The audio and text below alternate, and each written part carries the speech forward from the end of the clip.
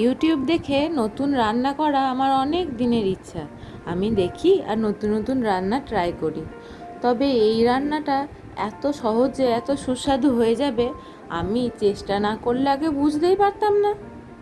আমাকে যারা প্রথমবার দেখছেন তাদের জন্য বলি নমস্কার, আমি কস্তুরী। আমার এই ইউটিউব পরিবারে আপনাদের অনেক স্বাগত। আমি আজ বানিয়েছি কাঁঠালের পাতার মধ্যে কাঁঠালের ভাপা পিঠে।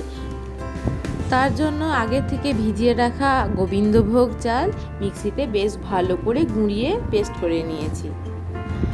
আর কিছু পাকা কাঁঠালের বীজ ছাড়িয়ে সেগুলো ভালো মতো মিক্সিতে পেস্ট করে একটা পাল্প তৈরি করে নিয়েছি। এবার ওই গুঁড়ো চাল, কাঁঠালের পাল্প, একটু চিনি আর নুন দিয়ে একসাথে খুব ভালো করে মিশ্রণটা মিশিয়ে নিতে হবে। মিশে গেলে অনেকক্ষণ ধরে ভালো মতো এভাবে ফেটাতে হবে।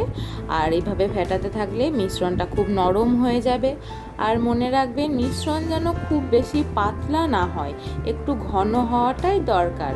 কারণ ঘন না হলে পাতার মধ্যে দিলে সেগুলো পাতার নিচে দিয়ে বেরিয়ে যেতে পারে। আর এইভাবে দেখছেন পাতাটাকে মুড়িয়ে নিয়ে ছোট্ট কোনো কাঠি বা টুথপিক দিয়ে এভাবে ফুটো করে নিয়ে পাতাটা আটকে দিতে হবে। এরপর পাতার মধ্যে অল্প করে চালের মিশ্রণটা পরিমাণ মতো দিয়ে নিতে হবে। আর নারকেল কুড়িয়ে তার সাথে গুড় দিয়ে একটা বেশ মাখা মাখা খিরসা তৈরি করে রেখেছিলাম আগে থেকে। সেইগুলো হাতের সাহায্যে একটু দলা মতো করে ওই মিশ্রণটার মধ্যে ঢুকিয়ে নিতে হবে।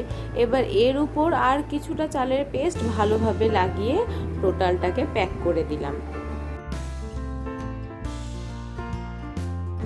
এরই মধ্যে গ্যাসে একটা পাত্রের মধ্যে জল দিয়ে সেগুলো ফুটতে দিয়েছি, তার উপরে একটা ফুটো বাটি দিয়ে ঢাকা দিয়ে দিয়েছি। সেই ভাপের মধ্যে এই পাতায় ভরা পিঠেগুলো বেশ ভালো মতো সিদ্ধ হতে দিয়ে দিলাম। পিঠেগুলো সিদ্ধ হতে থাক ততক্ষণ আপনারা একটু ভেবে বলুন দেখি কোন স্পেশাল ইউটিউবার দাদার ভিডিও দেখে আমি এই রেসিপিটা বানিয়েছি। প্রপার সিদ্ধ হয়ে যাবার পর পিঠেগুলো কিছুটা এরকম দেখতে হয়েছে। এবার আপনারা দেখে বলুন তো, দেখেই খুব লোভনীয় লাগছে না? হ্যাঁ, খেতে তো আরোই লোভনীয় হয়েছে। একদম নরম তুলতুলে সুস্বাদু একটা পিঠে। এবার আপনাদের বলে রাখি, কাঁঠালের পাতা কিছুটা শর্ট পড়ে যাওয়ার জন্য সেটা আমি গন্ধরাজ লেবুর পাতায় করেছিলাম। তো গন্ধরাজ লেবুর পাতাতে সে যে একটা অসম্ভব সুন্দর গন্ধরাজ লেবুর সেন্ট হয়েছিল সেটা বলার নয়। আপনারা নিশ্চয়ই এটা বাড়িতে ট্রাই করবেন আর আমাকে জানাবেন কেমন হয়েছে।